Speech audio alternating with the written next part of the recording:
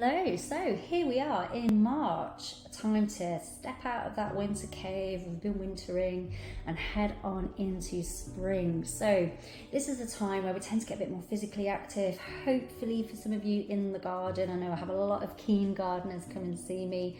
I'm always grateful for all the useful tips that I'm given with gardening, but hey, now's my time to give you some tips. So gardening is quite physical, and we tend to just go, right, let's get on the job and off we go, and then wonder why we physically feel a bit sore, maybe a bit injured.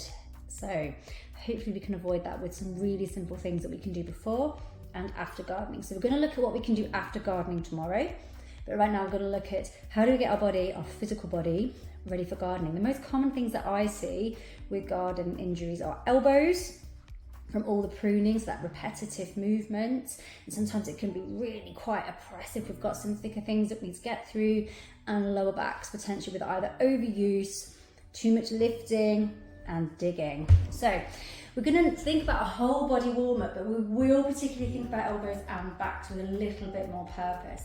So how I like to get ready for gardening is I'll just start by moving my hands, just really opening, bringing them closed.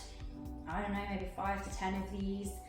And the same with elbows, really bringing them into extension and flexion. And again, a good 5 of these. Now, if you're feeling able and efficient, you could just bring that up with a couple of marches like this. So we can work some balance, but also hip and knee. So I really think that's quite a good movement, quite efficient movement as well. Now gardening tends to do lots of reaches, so I'll just reach up and across, and I will do 5 to each side, okay? And then what I'll tend to do is just get all of my back involved, so a nice roll down, going to where I can. So for some people that might be to the knees, others all the way down. I like to do 4 of those. Now again, with gardening, we tend to have a bit of a reach down and across. Now I'm not a fan of that movement, so if that is something you're prone to doing, do try and face whatever it is you're lifting or digging square on, and where you can, using your knees, all right? So do try not to blend some side bending in with that flexion. Do try and keep it a pure flexion movement, okay? And then, so hopefully then you're feeling a bit more warmed up, but then I'll just do some nice arm and wrist circles. So I'll slow that down so you can see what I'm doing. So my wrist is doing some circle as well as my arm. So the whole thing's moving together.